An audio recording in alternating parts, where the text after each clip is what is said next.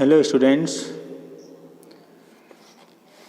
today I am going to teach for class 9th Behind book second lesson The Sound of Music. Okay, its writer डेबोरो Kawale. प्यारे बच्चों, आज हम class 9th को बिहाई book की second lesson the sound of the music teaching करने जा रहे हैं। सबसे पहले हम आपको इस लेसन की समरी बताएंगे। समरी बताने के बाद तब आपको लाइन लाइन बाई हिंदी बताएंगे। उसके बाद हम आपको जो है एक्सप्लेन करेंगे। ओके डियर स्टूडेंट्स, इस लेसन में राइटर जो है एक द साउंड ऑफ म्यूजिक में एक लड़की की बात की गई है जिसका नाम था एवलिन गलेनी। तो एक लड़की जो एवलिन गलेनी बचपन से ही कान से बहरी है, वह कुछ सुनने में असमर्थ है। तो उसकी माँ जो इसाबेल गलेनी थी उसका स्कूल में दाखिला कराती हैं। वह स्कूल में पढ़ने के लिए पढ़ने जाती थी, लेकिन पीछे सीट पर बैठी जाती थी, पढ़ती थी, लेकिन पीछे सीट पर बैठ करके सिर्फ बातों को महसूस करती थी।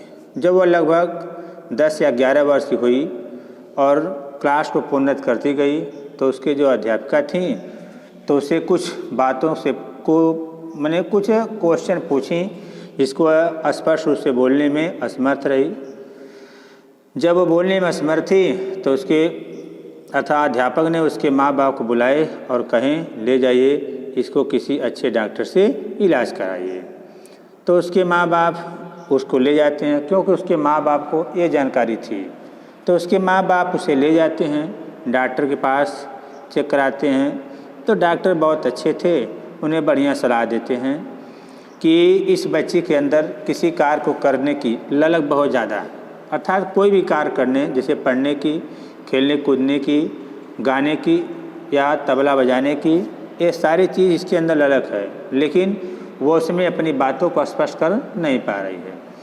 तो वह जब संगीत बजता था तो उसे सुना करती थी, उसको समझती थी, संगीत उसके कानों तक प्रवेश करते थे, वो उन्हें फील करती थी। लेकिन एक दिन की बात है, जब अध्यापक ने उसको स्कूल से निकाल दिया, भेज दिया, तो इसने निर्णय कर लिया कि हम जो है संगीतकार बहुत अच्छा बनेंगे।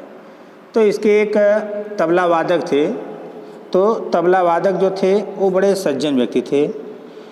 वह इसको लेकर गए और इसको जो है पढ़ाना शुरू किए। ठीक है, तबला वादक जो थे जिनका नाम था रान फोर्बस जो उनका नाम था, तो उन्होंने इसको जो है तबला के माध्यम से सिखाना शुरू किया। उन्होंने कहा कि वो अपने सामने 2 ड्रम रखे अलग अलग और उसको अलग अलग स्वर में जो है मैंने बजाना शुरू किए। तो कहे कि इसे अपने कान से मत सुनो, वो कहा करते थे कान से मत सुनो, इसे किसी और प्रकार से इसका अनुभूत करने का प्रयास करो। तेलिन कहती है तो अचानक उसको ऐसा महसूस हुआ कि ड्रम के 2 तरह का ढोल, 2 तरह की आवाज़, पहला जो आवाज़ थोड़ी जो बड़ा ड्रम था उससे मोटी और दूसरे से थोड़ा पतली सुरीली आवाज़ आई। तो वह लड़की उस आवाज़ को धीरे धीरे अपने शारीरिक पार्ट से जो महसूस करना शुरू की और धीरे धीरे वह सीखते सीखते वह उन सभी ध्वनि को अपने शरीर के सब अंगों से धीरे धीरे अलग अलग रूप में महसूस करना शुरू कर दी। अर्थात उसे अपने मस्तिष्क के ध्वनि से कान के, नाक, आँख, त्वचा हर तरह से जो है उस ध्वनि को सुनना, समझना, महसूस कर दी। जब वह हर चीज़ों को जान गई तो उसके बाद जो है कुछ समय के बाद जब वह करीब 16 साल की हो गई तो वह ऑर्केस्ट्रा में भाग ली। अर्थात यूनाइटेड किंगडम की यात्रा जब करके वह ऑर्केस्ट्रा में जाती, भाग लेती है। और वह ऑर्केस्ट्रा का नाम था रॉयल एकेडमी ऑफ म्यूजिक, है ना। उसमें जाके ऑडिशन देती है। ऑडिशन जानते हैं ना, अपना ब्यौरा देना, नाम देना। तो जैसे वो ऑडिशन देती है तो वहाँ पर जा कर के इसको सेलेक्ट कर लिया जाता है। और एवलिन गलेनी अपने उस सीखे हुए गुणों के साथ धीरे धीरे वह संपूर्ण जगहों पर, हर क्षेत्रों में, हर राज्यों में वह धीरे धीरे फेमस हो जाती है। तो उसने बहुत अच्छी बात कहा, संगीत को सुन लेना, समझ लेना बड़ी बहादुरी नहीं होती है, बल्कि उसे सुन समझ करके अपने जीवन में ढाल लेना ये सबसे बड़ी बहादुरी होती है। तो ये थी एवलिन गलेनी, जिसने हमारे सामने अपने बहुत से गुणों को ढाल करके दिया और बताया कि यदि कोई भी इंसान किसी चीज़ को कोई भी कार्य करने के लिए यदि इसको ठान ले तो सफलता आज नहीं तो कल उसको अवश्य मिलेगी। ठीक है, तो सफलता उसे आज नहीं तो कल अवश्य मिलेगी, बशर्ते कार्य करने की जो है ललक होनी चाहिए हर इंसान के अंदर। ठीक है, तो आइए अब हम आपको लाइन बाय लाइन पढ़ाते हैं और आप लाइन बाय लाइन एक एक ज़्यादा नहीं, आपको 2 से 3 या 4 स्टेंजा ज़्यादा आपको नहीं पढ़ाएंगे। ठीक डियर, देखिए आप में लिखा है, फर्स्ट पैसेज है, rush hour crowd jostle for position on the underground platform train. ठीक है, on the underground platform train, ध्यान दीजिए। तो उसने कहा रश का मतलब होता है दौड़ना, क्राउड मिस होती है भीड़, जोस्टल का मतलब होता है धक्का मुक्की करना, फॉर पोजीशन मिस होता है स्थान पाने के लिए, है ना, कहाँ पर, ऑन द अंडरग्राउंड। अब अंडरग्राउंड क्या हो गई, भूमिगत जिसको बोलते हैं, ट्रेन प्लेटफार्म, रेलवे के प्लेटफार्म पर। तो rush hour crowd jostle for the position on the underground train railway platform. अब रेलवे प्लेटफार्म, कौन प्लेटफार्म, अंडरग्राउंड ट्रेन प्लेटफार्म, भूमिगत रेलवे प्लेटफार्म पर रश हावर क्राउड, अब आ जाएंगे यहाँ, एक विशाल भीड़, ठीक है, फॉर द पोजीशन, अपने स्थान को पाने के लिए जस्टर कर रही थी, अर्थात धक्का मुक्की कर रही थी। ठीक है, और ए स्लाइट गर्ल, एक पतली लड़की, लुकिंग यंगर देन हर 17 ईयर, जो करीब 17 साल की कम अवस्था से दिखाई दे रही थी। अब यंगर दिया है, एल्डर होता तो बड़ी, लेकिन यंगर दिया है। जो 17 साल की कम अवस्था में दिख रही थी, वाज नर्वस, वह बहुत घबराई थी। वाज नर्वस क्या, वह बहुत घबराई थी। एट, फिर भी एक्साइटेड, फिर भी वह उतना ही उत्तेजित थी। As she felt the vibration of approaching train, जैसे अप्रोचिंग ट्रेन, आती हुई ट्रेन के वह वाइब्रेशन को, कंपन को महसूस करती थी। ठीक है, it was her first at the prestigious royal Academy of music in London. It was her first day, यह उसका पहला दिन था। कहाँ, प्रेस्टिजियस मैं तो सम्मानित या प्रतिष्ठित, रॉयल एकेडमी ऑफ म्यूजिक में, तो यह सम्मानित रॉयल एकेडमी ऑफ म्यूजिक में उसका पहला दिन था, जो कहाँ था, लंदन में।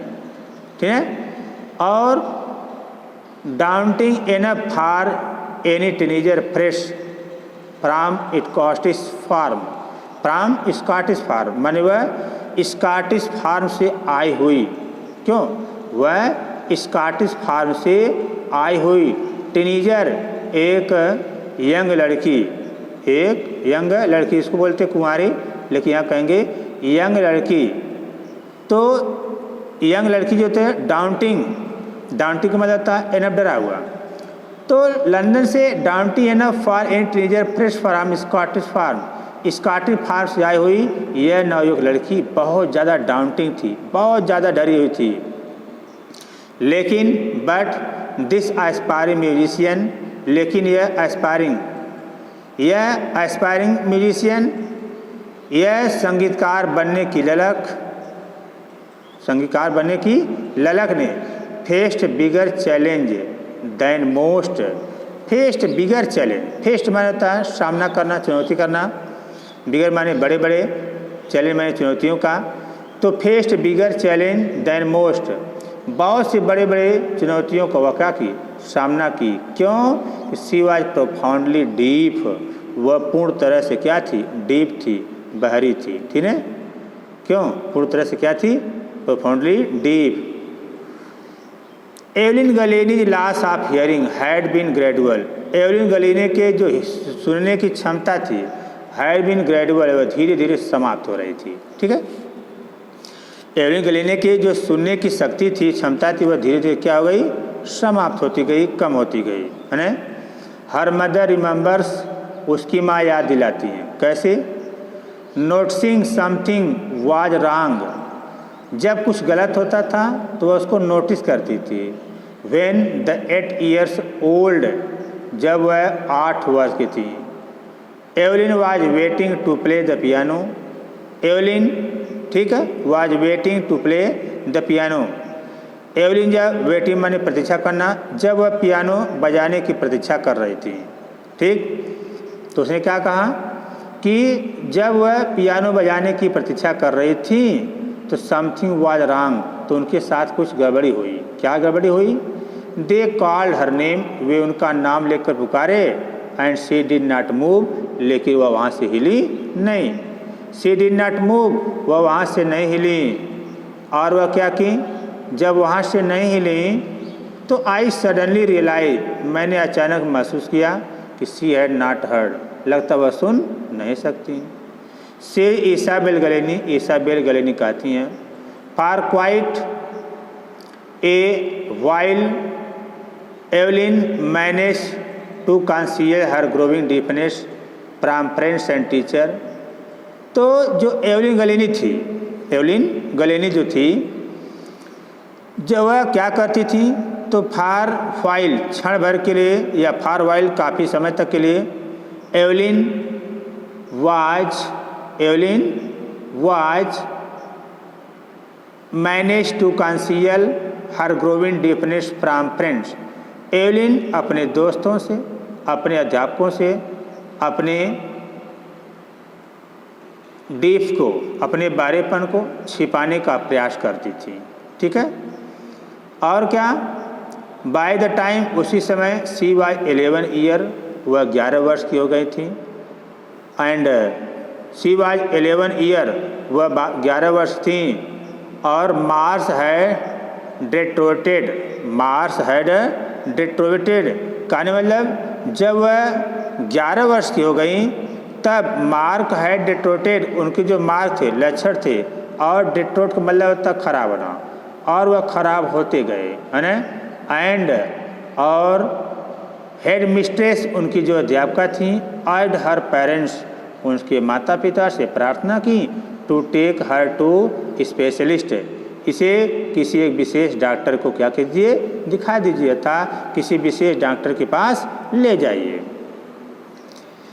तब देखिए, it was then discovered that, तब ऐसा पाया गया कि, ठीक, ऐसा पाया गया कि her hearing was severely impaired as the result of gradual nerve damage. Her hearing, उनने उसके जो सुनने की क्षमता, वाज सेवरली, उसके जो सुनने की क्षमता, was severely impaired as the result of gradual nerve. Gradual means होता है धीरे धीरे, नर्व होता है शक्ति, डैमेज माने समाप्त होना। धीरे धीरे उसके कान की जो सुनने की शक्ति है वह क्या हो गई, अब समाप्त हो गई है। तो दे वेर एडवाइज्ड, उन्हें सलाह दिया गया कि, है ना, उन्हें सलाह दिया गया कि, क्या दिया गया?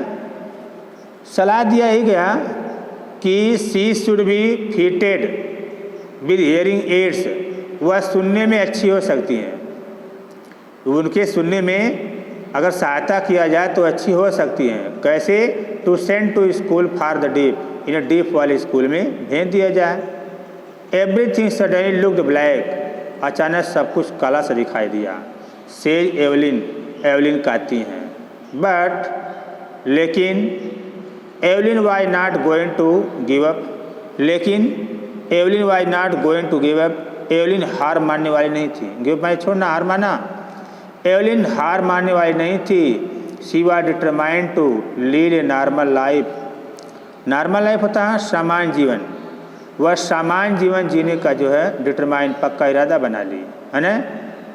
And purse her interest in music, और का purse her interest in music, और संगीत में अपनी रुचि रखने के लिए, तो संगीत में अपनी रुचि जारी करने के लिए और सामान्य जीवन जीने के लिए वह पक्का इरादा बना ली।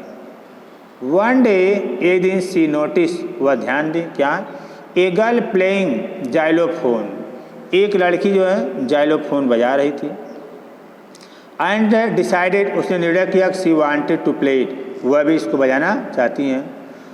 Most of the teacher discourage her, बहुत से अध्यापक उसको डिस्करेज कर दिए, हतोत्साहित कर दिए। बट लेकिन कहते हैं कि पर्सनिस्ट रॉन फॉर्बर्स, माने एक तबला वादक जो रॉन फॉर्बर्स थे, स्पोर्टेड हर पोटेंशियल। कहते जो रॉन फॉर्बर्स थे, जो तबला वादक थे, ठीक है, उन्होंने क्या किया, स्पोर्टेड पोटेंशियल, पोटेंशियल की मतलब संभावना को, स्पोर्टेड माने पहचानना जाना, उन्होंने उसके पोटेंशियल आदर्श गुण को पहचान लिया। He began by tuning to large drum different note, उन्होंने भिन्न भिन्न स्वर के दो बड़े ड्रम को बाय टूनिंग, जिसकी आवाज़ जो अलग अलग रूपों से निकलती थी, तो उन्हें दो बड़े ड्रम को अलग अलग स्वरों पर ट्यून करना प्रारंभ किया। और क्या कहा कि do not listen through your year, इसे अपने कान से होकर मत सुनो। ही वुड से, वह कहे, try to sense it some other way, इसे किसी अन्य तरह से समझने का प्रयास करो। सेज एवलिन, तो एवलिन कहती हैं, सडनली आई रियलाइज, अचानक मैंने महसूस किया कि I could feel the higher drum from the waist up. I could feel, मुझे क्या महसूस हुआ, हायर जो बड़ा सा ड्रम था, फ्राम वेस्ट अप जो मेरे कमर से ऊपर था, and the lower one from the waist down, और जो मेरे कमर से नीचे था उससे जो कम आवाज़ आती थी। तो कहने मतलब क्या कि उन्होंने कहा कि उनको क्या महसूस हुआ, अचानक जो ऊंचे ड्रम का जो ढोल था उसके ऊपर से तेज आवाज़ और नीचे वाले ड्रम से बहुत मैंने निम्न कोटि की जो है आवाज़ उत्पन्न होती है। देखिएगा, तो उसने क्या कहा कि forwards repeated the exercise, forward ने उस अभ्यास को पुनः दोहराया। And soon Evelyn discovered that, शीघ्र ही एवलिन को पता चल गया कि she could sense certain note in different part of her body, वो अपने शरीर के भिन्न भिन्न पार्ट से उसको नोट कर सकती हैं, अर्थात सीख सकती हैं। I had learn to open my mind, तो मैंने क्या किया, मैंने अपना मस्तिष्क, है ना, I had learn to open my mind and body to sound and vibration, तो मैंने अपना मस्तिष्क शरीर ध्वनि तथा कंपन के प्रति खुला रखना सीख लिया। कर मतलब कहा, आई हैड लर्न, मैं सीख लिया, टू ओपन माई माइंड, अपने मन को खोलना, बॉडी टू साउंड, शरीर से साउंड को महसूस करना, वाइब्रेशन को। The rest was sheer determine and hard work, शेष उन्होंने क्या किया, कैसे पक्का इरादा बनाया, तो द रेस्ट जो शेष था was sheer, rest was sheer and determine and hard work, जो शेष था उनके कठिन परिश्रम और कठोरपन तथा निश्चय करने का था। ठीक है, शेष उनके कठिन परिश्रम, कठोर और क्या संघर्ष करने का था। ठीक है, आगे है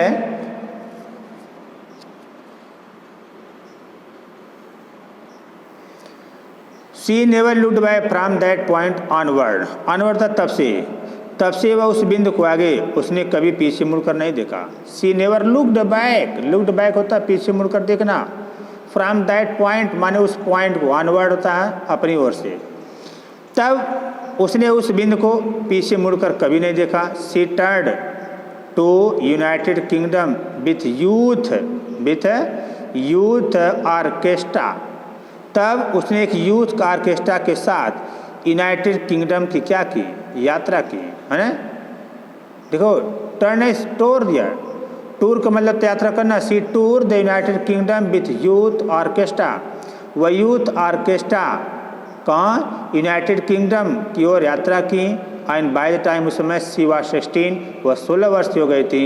सी had decided to make music her life, उसने संगीत को अपना जीवन बनाने का निर्णय ले लिया। She audition for the Royal Academy of Music, she audition for the Royal Academy of Music, वह रॉयल एकेडमी ऑफ म्यूजिक के लिए ऑडिशन दी, है ना। और क्या किया, and secured one of the highest mark in the history of academy, और एकेडमी के इतिहास में उन्होंने सबसे अच्छा मार्क सिक्योर किया।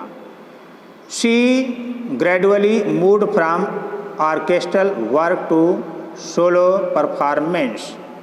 सी ग्रेजुअली, वह धीरे धीरे ऑर्केस्ट्रा के कार्य से सोलो परफॉर्मेंस माने एकाकी प्रदर्शन की ओर नज़र डाली, अर्थात उनका जो है एकाकी प्रदर्शन की ओर जो है ध्यान गया। At the end of the 3 year course, और वास्तव में 3 वर्ष के दौरान she had captured most of top award. 3 वर्ष के दौरान उसने उच्च अवार्ड, बड़े बड़े पुरस्कारों पर अपना अधिकार जमा लिया। कैप्चर माने क्या आता है? पढ़ना, अर्थात अधिकार जमा लेना। ठीक है, आगे है एंड फॉर ऑल दिस, इन सब के बावजूद Evelyn would not accept any hint for heroic achievement. इन सब के लिए एवलिन ने हेरोइक अचीवमेंट, एवलिन ने कोई नायक तत्वीय उपलब्धि का एक भी संकेत स्वीकार नहीं किया। अब नायक मतलब का कहने मतलब का, इन सब के बावजूद भी एवलिन वुड नॉट एक्सेप्ट में स्वीकार करना, any hint of heroic achievement. Heroic बनता है नायकी उपलब्धि, वह नायक जैसे उपलब्धियों को तन भी स्वीकार नहीं किया। If you work hard and know, यदि आप कठिन परिश्रम करते हैं और जानते हैं कि वेयर यू आर गोइंग, आप कहाँ जा रहे हैं, तो यू विल गेट देयर, आप वहाँ जाएंगे। She got right to the top, वह उच्च स्तर को प्राप्त कर गई। And the word was most sought after, ठीक, after multi percussionist with mastery of some thousand instrument. तो कहने का मतलब क्या, उन्होंने बड़ी अच्छी बात किया, क्या कहा कि and she got right top, तो उसने बहुत अच्छी बात कहा कि यदि आप कठिन परिश्रम करते हैं तो आपको पता होगा कि आप कहाँ जा रहे हैं, ठीक, तो आप उस बुलंदी पर अवश्य जो है पहुँच जाएंगे। The world most sought after multiplication with the mystery of some thousand instrument, माने करीब 1000 वाद्ययंत्रों की दक्षता प्राप्त और भाग-दौड़ करने पर भी आप अंतर्राष्ट्रीय कार्यक्रम वाले दुनिया के सर्वाधिक परसोनिस्ट माने तबला वादक बन जाएंगे, है ना। एंड हैट्रिक इंटरनेशनल शेड्यूल, और अंतिम माने अंतर्राष्ट्रीय कार्यक्रम